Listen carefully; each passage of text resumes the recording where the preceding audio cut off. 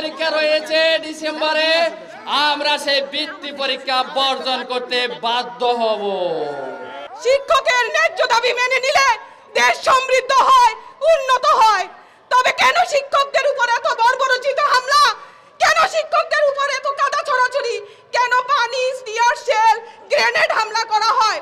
কেন sound grenade দিয়ে শিক্ষকদেরকে হতাহত করা হয়? আমরা এর নিন্দা জানাই, তীব্র প্রতিবাদ জানাই।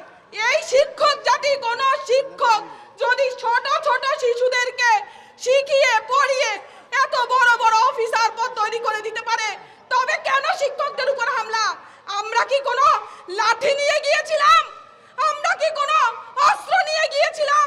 আমরা প্রতিবাদ জানাতে গিয়েছিলাম একটি কলম নিয়ে, যেই কলম আমাদের শক্তি, যেই কলম দিয়ে আমরা শিশুদেরকে মেধাবী, উন্নত, চরিত্রবান করে গড়ে তুলি, যেই কলমের জোরে এত বড় বড় প্রশাসন, এত বড় বড় প্রশাসক তৈরি হয়।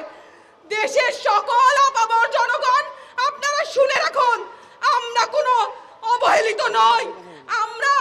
আমরা শিক্ষক গড়ার, মানুষ গড়ার কারিগর। আমরা শিক্ষক, আমাদেরকে দাবি দিতে হবে। আমরা কেন কর্মচারী থাকবো? আমরা কেন কর্মকর্তা হতে পারবো না?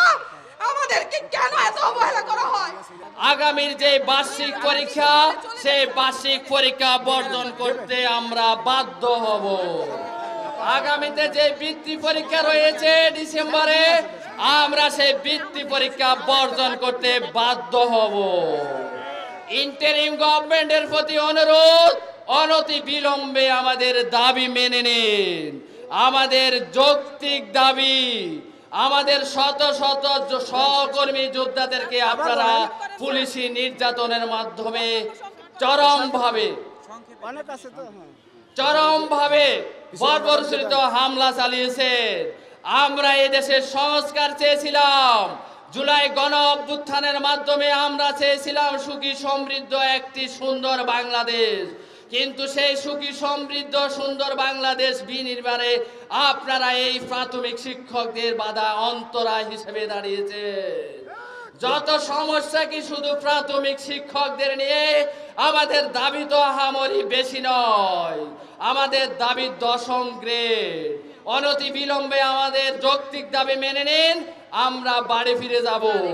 অন্যথায় হয়তো জীবন দিব, না হয় আমরা রাজপথ ছাড়বো না।